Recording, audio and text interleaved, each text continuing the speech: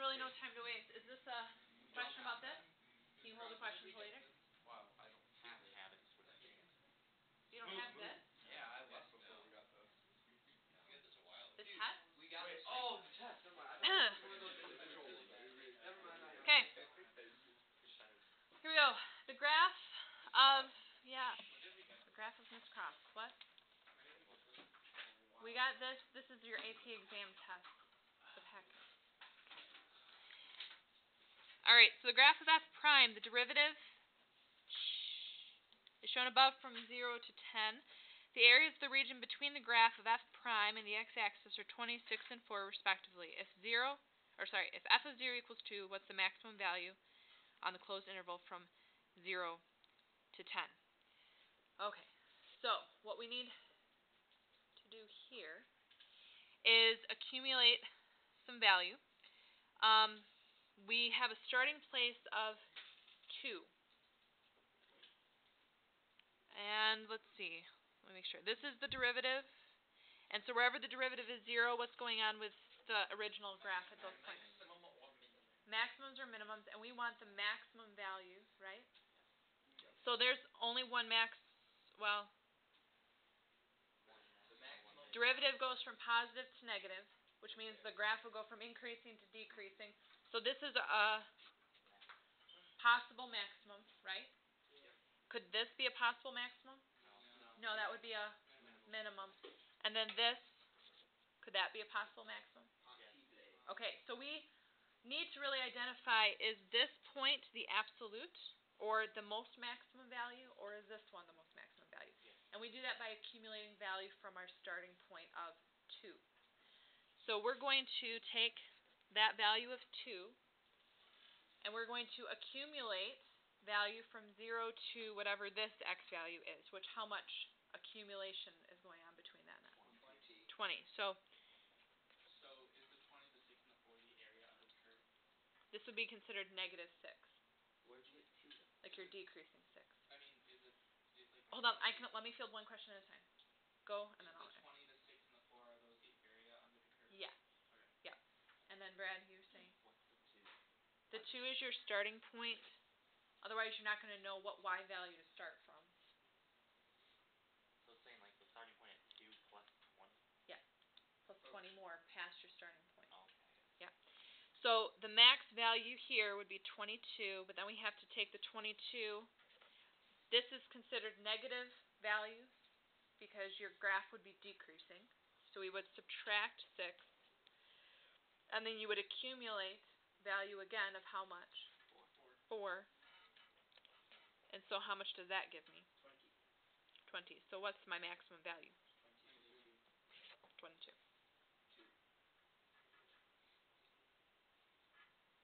This is a pretty common one where they give you the areas underneath the curve, and really all you're doing is adding up areas until you get to the maximum.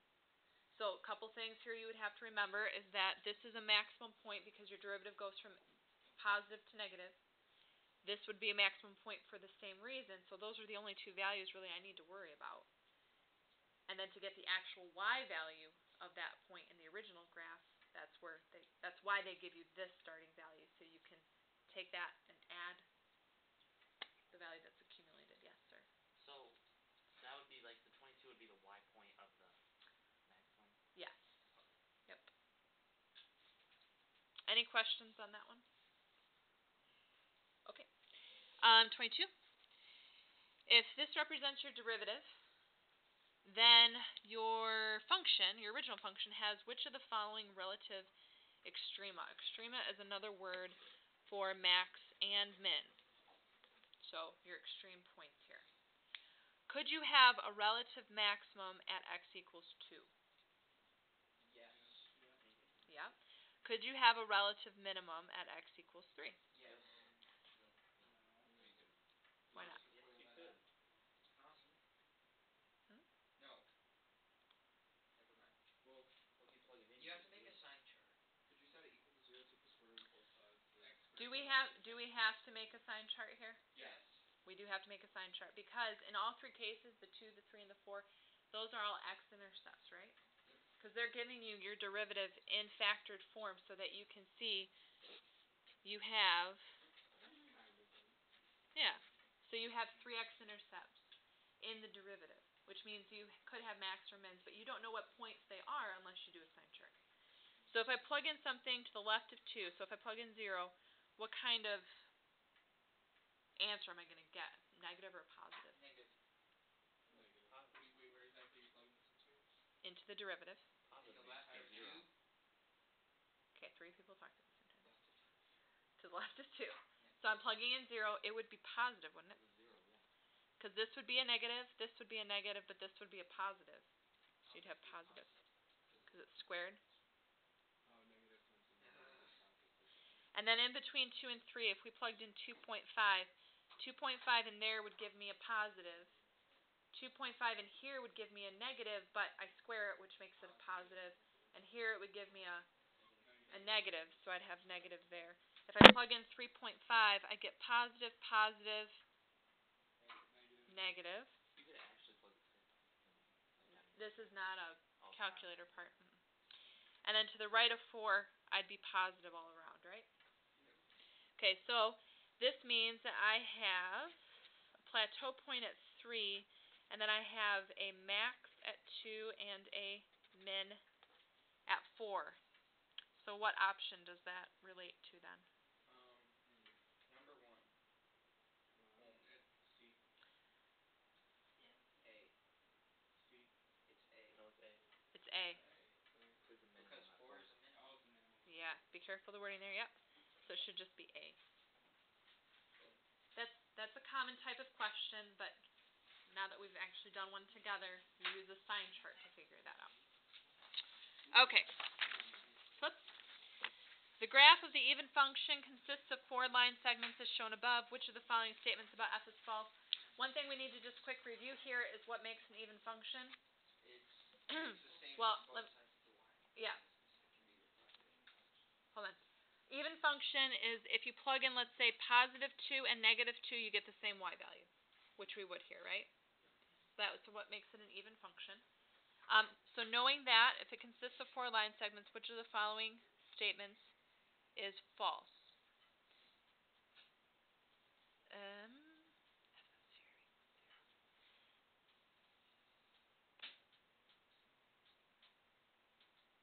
Okay, I'm going to start with,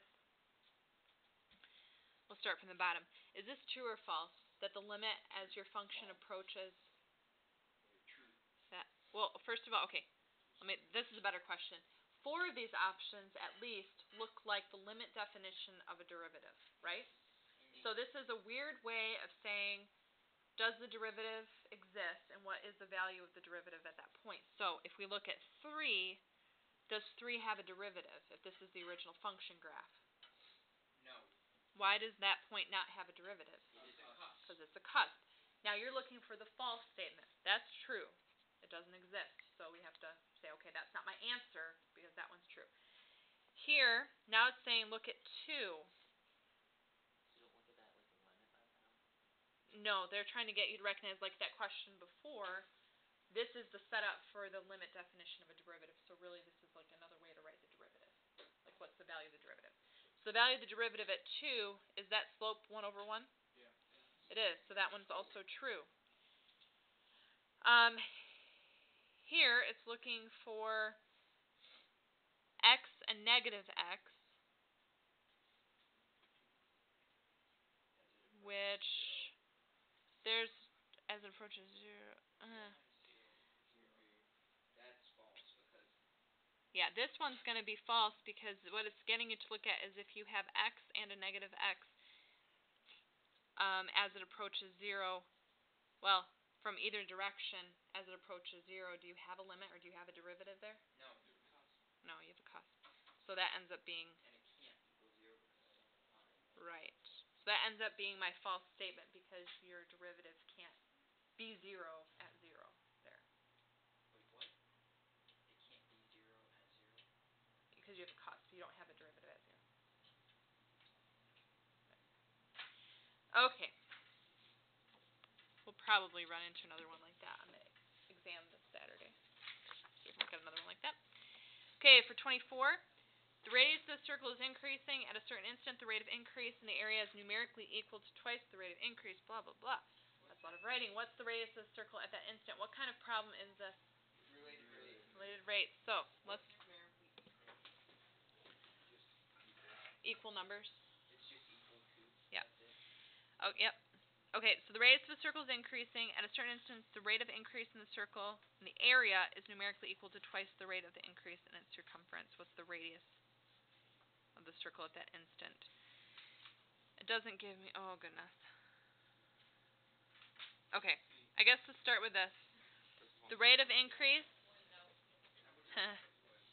the rate of increase in the area of the circle, so dA over dt, is numerically equal to twice the rate of the increase in its circumference.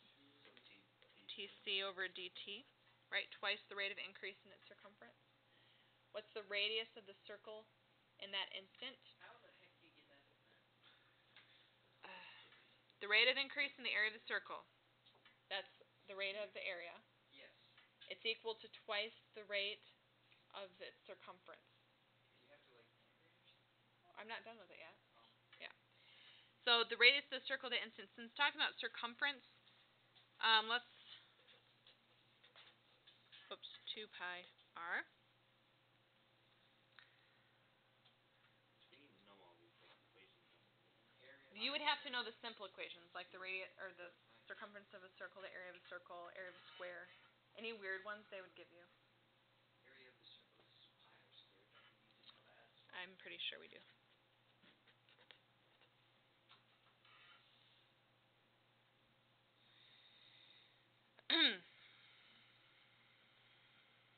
of it. I'm not sure if we have to use both of them. No, you should only need circumference. Change in area equal to the You're integrating. Isn't change in area the equal the rate of change in the area the equal to the circumference then? Because if you take the derivative of area, you get 2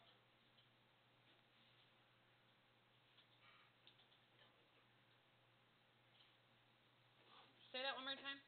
The rate of change of area is equal to the circumference of a circle. Wow, thanks for stealing my thunder, Greg. What? Well, kind of. Gross. That's what you meant, right? Which, you know what? That does help us. Thank you, Ken. That's weird. We could do it a different way, but this will be a shortcut. So, okay. So if we took the derivative of the area formula for a circle, you would get this. Is everybody in agreement of that, at least? Yes. Okay. Now,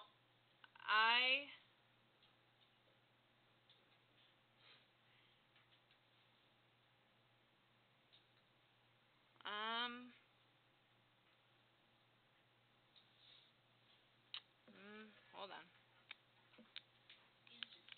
You know what? Well, I don't have an answer for you. I'm going to have to do that one myself. I want to make sure that before I make you do like 3 steps here that it actually goes somewhere. Before you put a big So, I for I'm going to do 24 and then come back to it later. Do 25. Okay, for 25, it's saying that that's my function. Then at the point -1, 2 dy over dx equals, what do we have to do there? you have to take the derivative. I have to take the derivative, but what do I have to use when I take the derivative? dy over dx. Implicit differentiation. Okay. So, when I do implicit differentiation with that x squared y, what do I have to do? Product rule. Product rule, thanks. Okay. So 2x, derivative of the first times the second, plus the first times the derivative of the second, minus 3, we take the derivative of that, equals 3y squared dy over dx, minus 0. Do you have to put a minus Wait, here? the minus No. 3 would go away. Oh, No, I'm sorry. And then we usually group the dy over dx's on one side, move everything else over. So I'm going to put dy over dx and then x squared minus 3y squared equals negative 2xy plus 3. So I moved this over and then subtracted those 2 terms. And so your dy over dx would equal negative 2xy plus 3 all over x squared minus 3y squared. And then what do I have to do after that? Plug in the value, right? So negative 1, 2, so we're going to plug in negative 1 for x and 2 for y.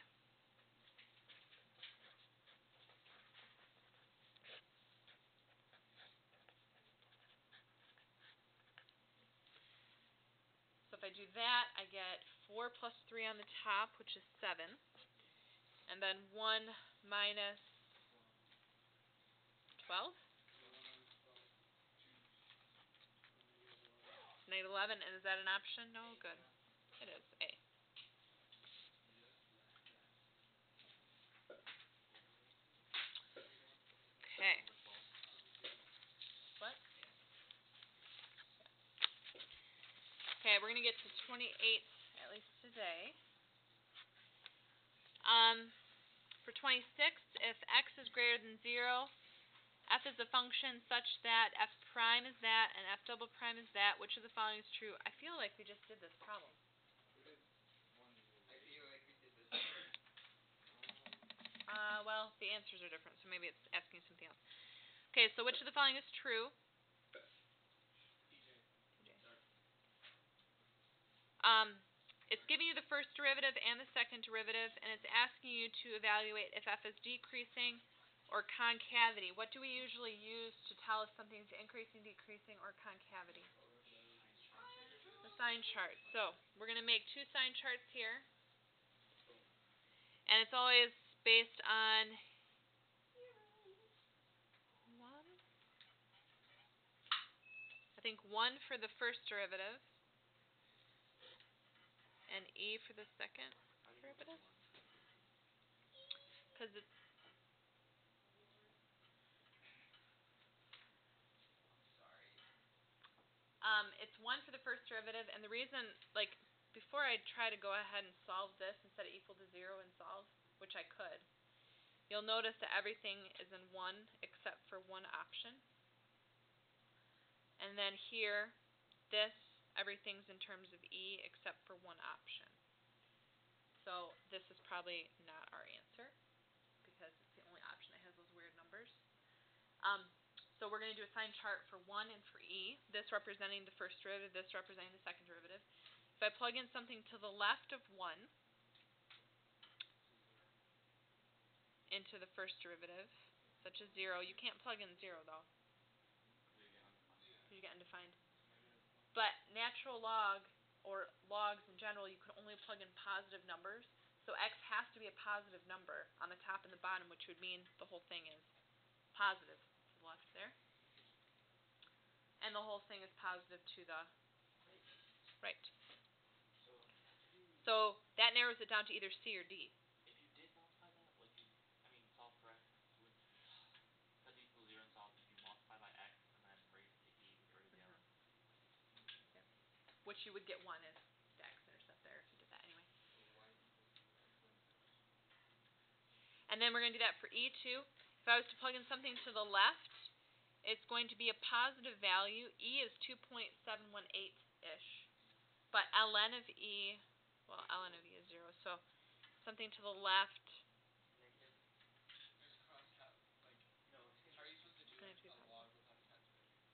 Well, usually any logs without a calculator are just ln and they use e. Well, ln and e always cancel each other out. So you would just Well, have like, 1. what's ln of 1? 0. Chocolate. How do you know that? It's just a property. ln So of 4. you wouldn't know that. How about L 1.5?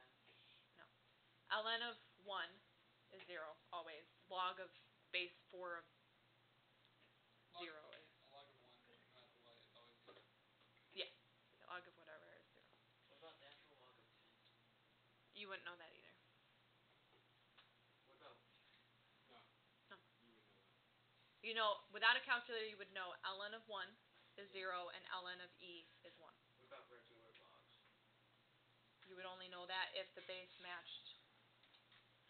So log of 10 is 1. Yes. Okay. All right. And then we're going to do a sign chart for this. Now, when we go to the right of E, if E is 2.718,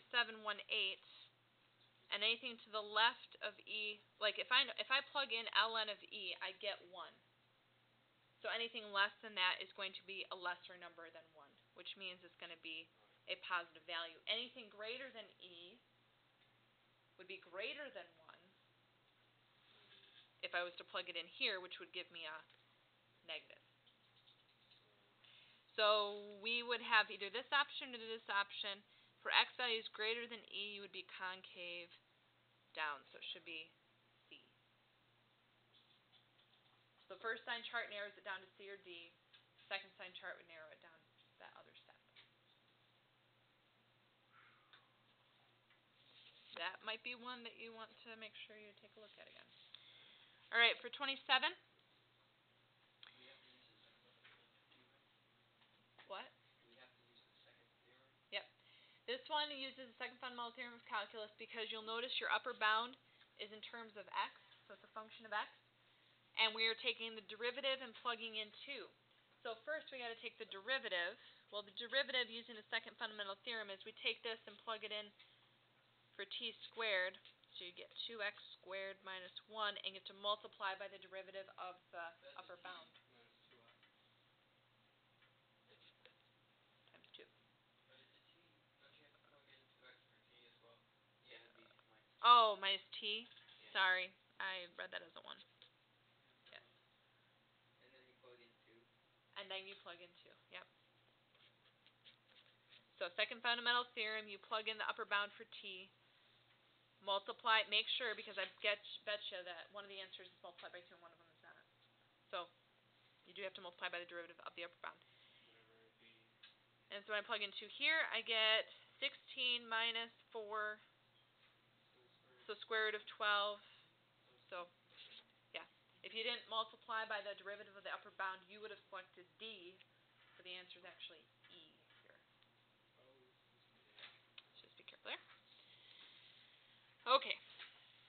And last one in this section. If y equals the inverse sine of 5x, then dy over dx equals... Okay, so these are knowing the inverse sine, cosine, and tangent rules.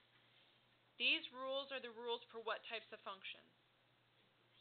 The inverse, Tangent. the inverse tangent or cotangent. Look like this. And so one of these 3 options will be our answer. It can't be this one. Why? Because it's u prime on the top, and what is u prime? 5. So we would need a 5 on the top. And so then we either have to select, is it supposed to be negative or positive? But this one's supposed to be positive because only the co-functions are negative. That is correct. So, E, like that's just a, like no work shown type of problem. Yeah, this one you just have to know the rule for the inverse sine, and then you can select the right one. Okay, let me see what time it is. And then. Okay, I think tomorrow we will go through those. Oh dear.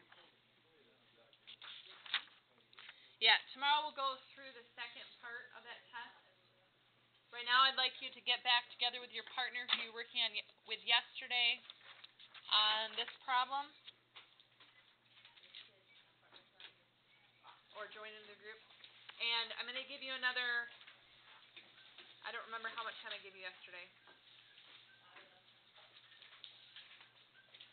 I'll give you upwards of 8 minutes. We'll see how you guys are doing. And then we'll go through it together and see how you did.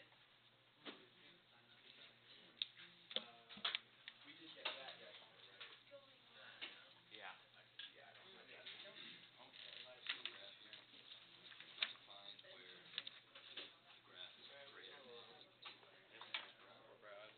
So yeah, like this. Anything anyway. Do you have any extras? It should be up there. You're looking for the one with the curve.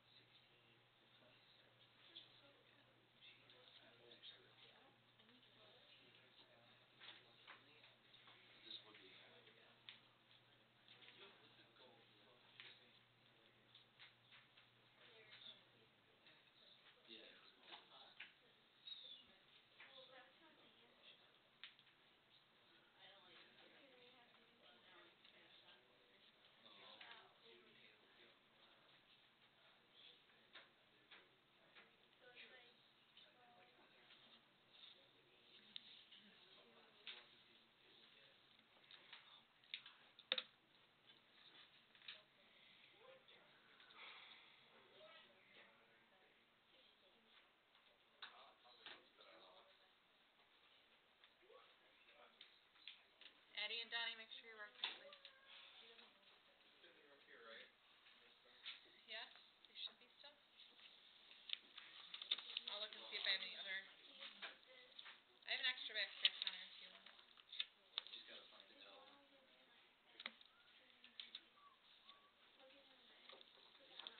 Thanks.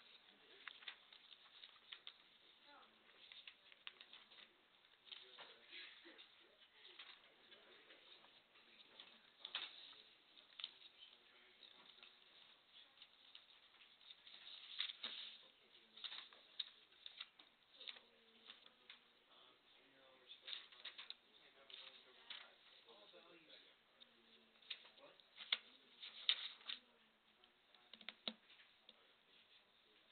No, not audio and video. I'm just gonna kind of all this up to speed with my report because I don't really understand what it's asking. Find all values of p for each L of p greater than or equal to.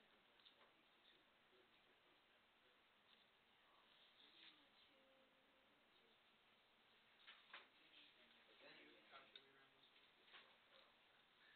Yes. It is. Yes. values function. Do we have to input this? L of t's. L of p just has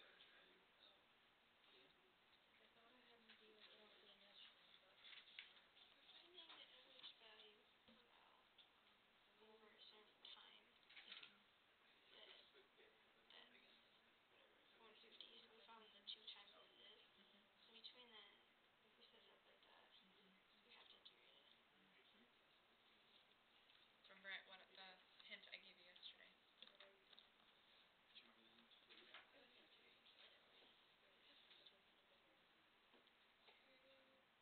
You can use your calculator, yeah. Alright, so let's try that function. Alright, so what were you saying? So all of the L of t's have to be equal to Yeah, half so of audio. so which parameter again? Yeah? Did you get blankets and slop? Yeah. Sign me up for noon. I can make me sign you up. Yeah? That's fine. So I need some more of this paper too. Okay, I'll need to make more copies. Some kids are gonna be disappointed that they can't actually do it now because they have a track meet on Wednesday. Yeah. Yeah, I'll make more copies. Or do you want noon? Yeah.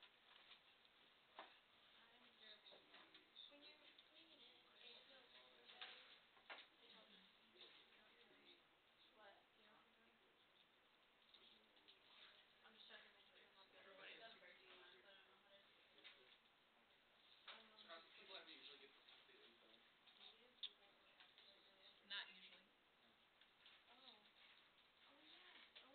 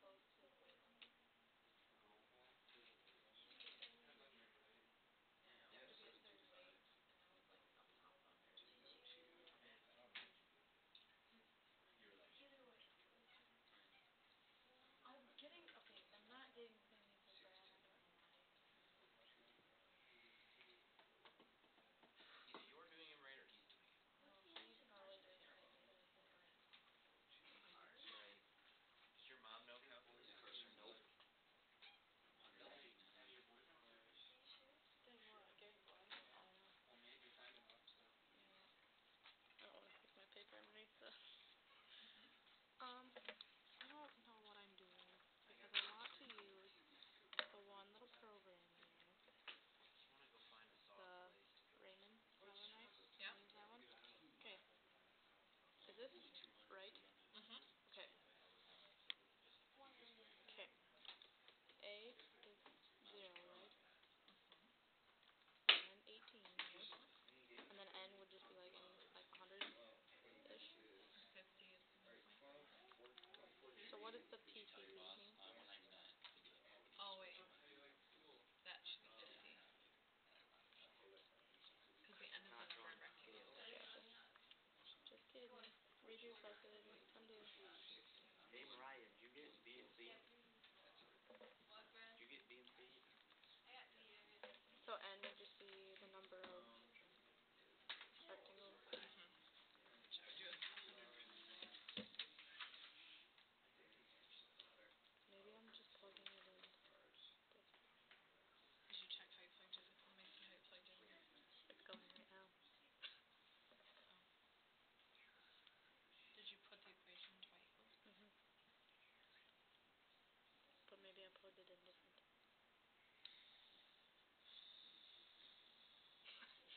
I don't know how to do that. It's possible that I plugged it in wrong. I have issues with parentheses. Is Carl still here? If we get to do things, do we just sit here and wait? What time do Do you you get forgot to square your sign? 2? That could be a problem. So you squared the whole thing. Mm. You didn't just square the sign. Gotcha. Alright.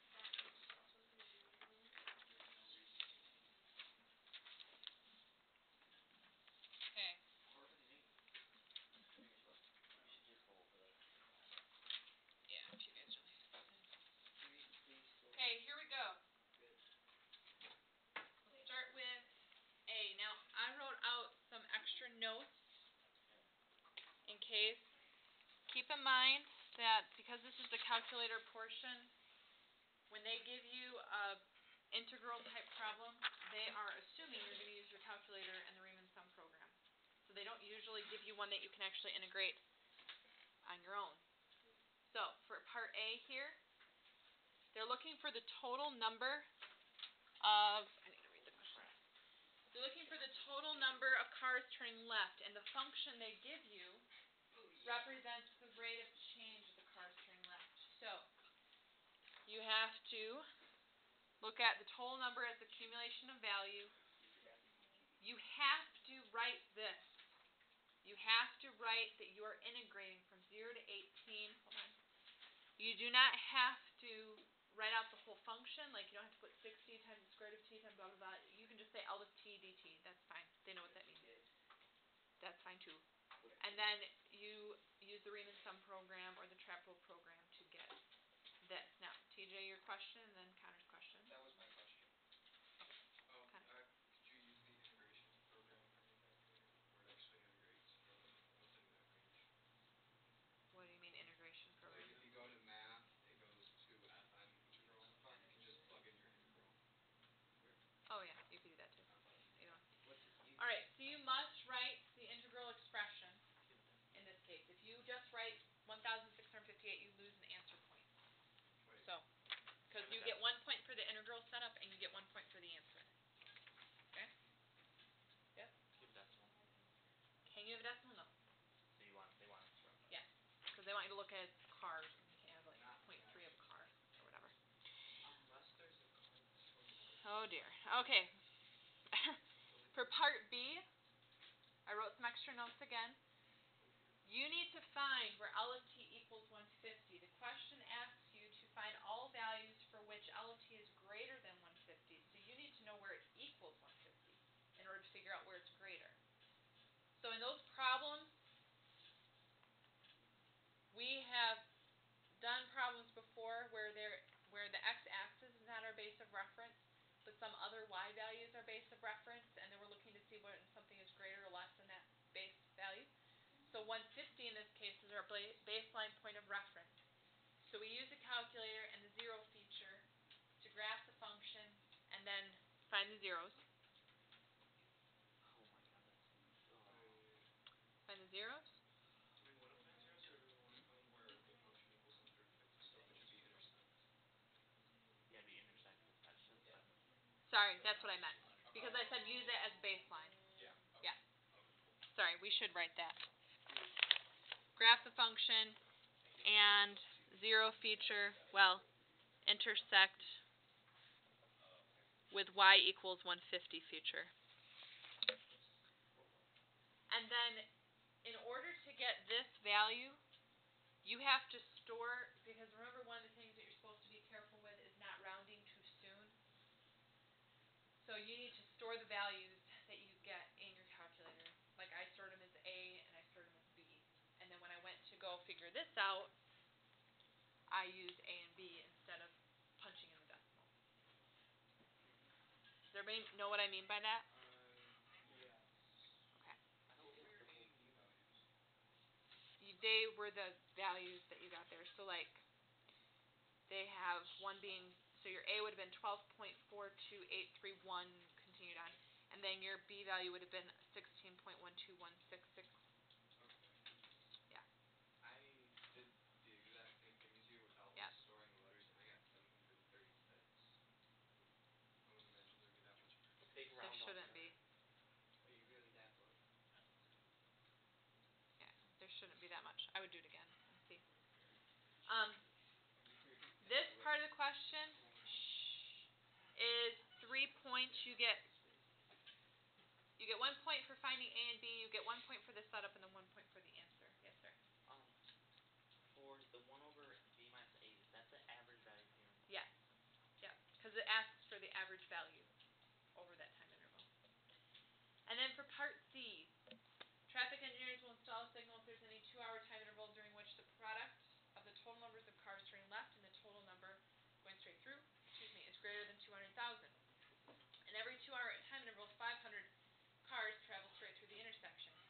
Which means in order to get to 200,000, how many cars would have to turn left? 150. I mean, 50.